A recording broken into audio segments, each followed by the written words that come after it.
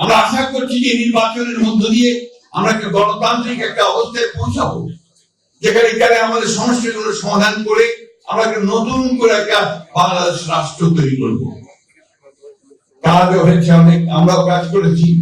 আমরা যখন আন্দোলন করছিলাম তখনই আমরা এই রাষ্ট্র সংস্কারের রূপরেখা দিয়েছিলাম। প্রথমে ম্যাডাম দিয়েছিলেন 2016 সালে ভিশন 2030। এরপরে আমাদের নেতা অন্যান্য দলগুলোর সাথে আলাপ করে 31 দফা দিয়েছেন, তাই না? ভুলে গেছেন নাকি আপনারা? 31 দফা কি ছিল, কি আছে? আজকে যে সংস্কারের কথা বারবার বলা হচ্ছে, পত্র পত্রিকা রেডিও টেলিভিশন খুব প্রচার হচ্ছে, প্রধান উপদেষ্টা থেকে সমস্ত উপদেষ্টারা নেমে গেছেন প্রচারণায়, ভালো কথা। এটা আমরা বলেছি 22 সালে, 22 সালেই আমরা এই সংস্কারের কথা বলেছি। আমরা যা যা বলেছি সবগুলো আজকে এখানে আছে। সুতরাং এই সংস্কার যে আমাদেরকে প্রশ্ন করে, আমি আপনারা কি সংস্কার পক্ষে না বিপক্ষে?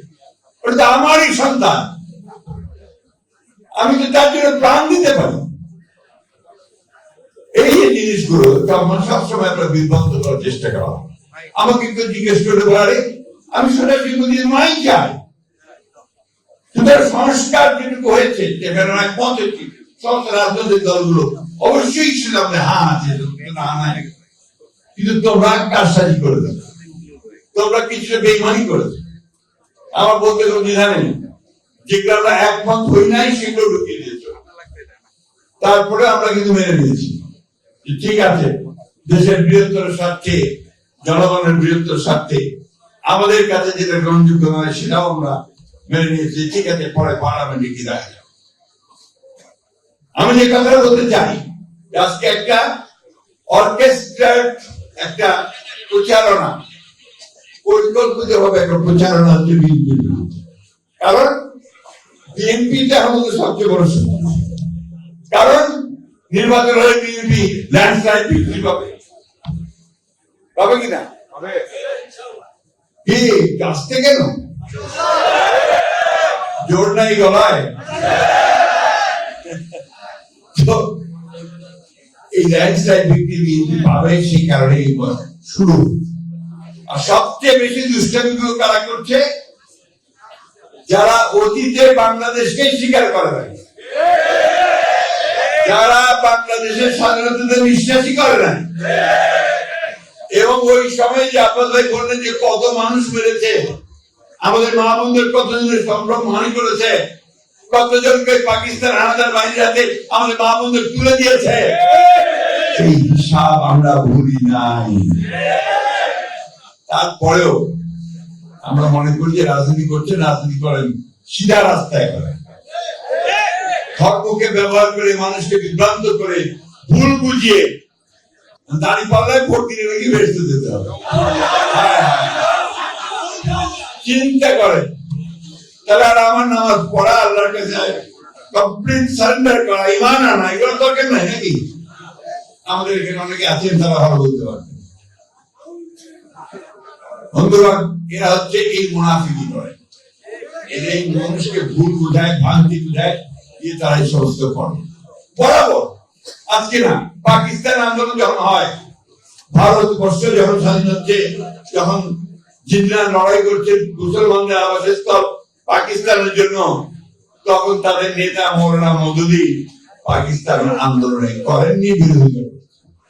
আমি কথাটা বলতে না, আজকে বলতে বাধ্য হচ্ছি, কারণ তারা এই কথাগুলো আজকে বিভিন্নভাবে বিএনপিকে মিথ্যা প্রচার করে। বাংলাদেশ স্বাধীনতা যুদ্ধ করেছে প্রতিটি মানুষ, তখন তার বিরুদ্ধে করেছে, ঠিক না? আজকে যখন বাংলাদেশের মানুষ উন্মুখ হয়ে আছে যে বাংলাদেশি জাতীয়তাবাদের রাজনীতি, তারেক রহমানের নতুন রাজনীতি, আধুনিক রাজনীতি যা বাংলাদেশকে পাল্টে দেবে, তা গ্রহণ করবার জন্য উন্মুখ হয়ে আছে, তখন তারা আবার সেটাকে বিভ্রান্ত করার চেষ্টা করছে ধর্মের না। আমাদের কথা খুব পরিষ্কার, আমরা ধর্মে বিশ্বাস করি। আমাদের নেতা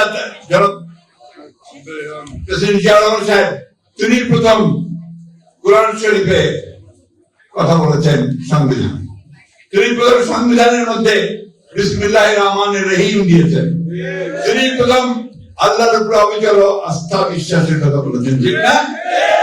এবং আমরা সবসময় সেইভাবে এই দেশে কাজ করেছি। বক্তব্য বাড়াবো, আজকে এই সময় আর মাত্র আমি হিসাব করছিলাম 23 দিন আছে নির্বাচনে। এখন অনেকে নির্বাচন হবে কিনা বাধা দেবো, করতে দেবো না, ভেতরে ভেতরে খবর নিয়ে দেখেন তাদের 3টা ভোটও নেই। আবার বড় জোড়ায় বলে নির্বাচন হতে দেবো না, হয় হোক নির্বাচন, দেখা যাক কে কতটা ভোট পায়। আমরা তো সেই জন্য আমরা ভোটের জন্য উন্মুখ হয়ে আছি। আমরা নির্বাচন চাই, আমরা যাবো জনগণের কাছে। জনগণ যদি আমাদেরকে গ্রহণ করে আমরা আছি, জনগণ যদি বাদ দেয় বাদ দিয়ে দেবো, আমরা বিরোধী দলে থাকবো, তাই না? আগে থেকে এত গলাবাজি কেন ভাই? আমি শেষ করবো যে আজকে আমাদের এই পরীক্ষাটা খুব কঠিন পরীক্ষা। এই নির্বাচনে নির্ধারিত হবে যে এই দেশ কি লিবারেল ডেমোক্রেসির হাতে থাকবে নাকি আপনার সমস্ত উগ্রপন্থী রাষ্ট্রবিরোধী লোকদের মধ্যে থাকবে। আমাদেরকে অবশ্যই সেই উদারপন্থী রাস্তা বেছে নিতে হবে, গণতন্ত্রের রাস্তা বেছে নিতে হবে, মানুষের কল্যাণের রাস্তা বেছে নিতে হবে। সে কারণেই আমাদের 31 দফা, আমাদের চেয়ারম্যান সাহেবেরকে 8 দফা দিয়েছে, আবার নতুন করে ফ্যামিলি কার্ড, ফার্মার্স কার্ড, এই বিষয়গুলো জনগণের মধ্যে ছড়িয়ে দিয়ে জনগণকে সঙ্গে নিয়ে আমাদেরকে নির্বাচনে ধানের শীষকে জয়যুক্ত করতে হবে।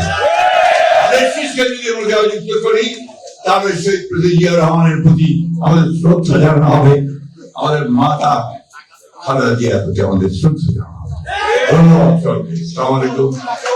জিন্দাবাদ। আমি জাতীয় দল জিন্দাবাদ। শহীদ জিয়া দেশের ত্রিপুরা উঠাতে যাওয়ারও জিন্দাবাদ।